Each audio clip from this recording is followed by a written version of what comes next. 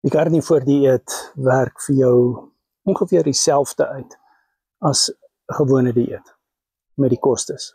As jy dit reg doen, daarom laat ek jou help dat jy dit nie op 'n duur manier doen nie.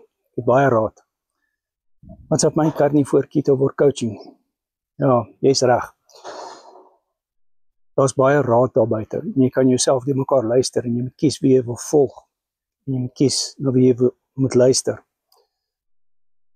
Al die nutriënte wat jy nodig het is binne in dierlike produkte. Daar's nie enkele nutriënt wat eksklusief is tot plante, wat essensieel is, wat jy moet inkry nie. So al die essensiële nutriënte is binne in dierlike kos. So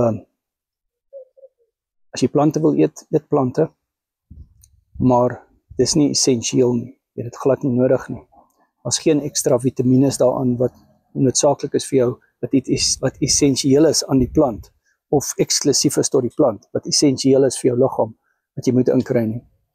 Dan kom ek noem vir jou 5 of 6 nutriënte op wat eksklusief is tot dierlike produkte, wat jy uitsluitlik van dierlike produkte afkry. Kollageen, carnitin, taurine, vitamine B12, cholesterol en kreatien.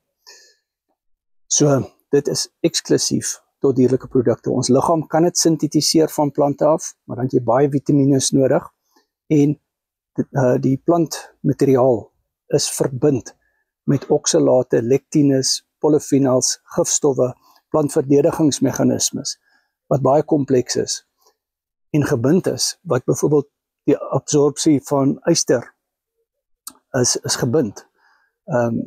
Dit word nie opgeneem soos dit moet, byvoorbeeld in spinasie nie. Dit is glad nie so beskikbaar soos in vleis nie. Vleis se yster, rooi vleis se yster is heemyster, is baie absorbeerbaar, waar al die yster in plante is nie heemyster, en dit is nie so absorbeerbaar en beskikbaar vir die menslike liggaam nie. My nommer is Nibayo, Carnivore Keto Coaching, coach al 5 jaar op die carnivore dieet, gesertifiseer deur Revero.health. What's up, man?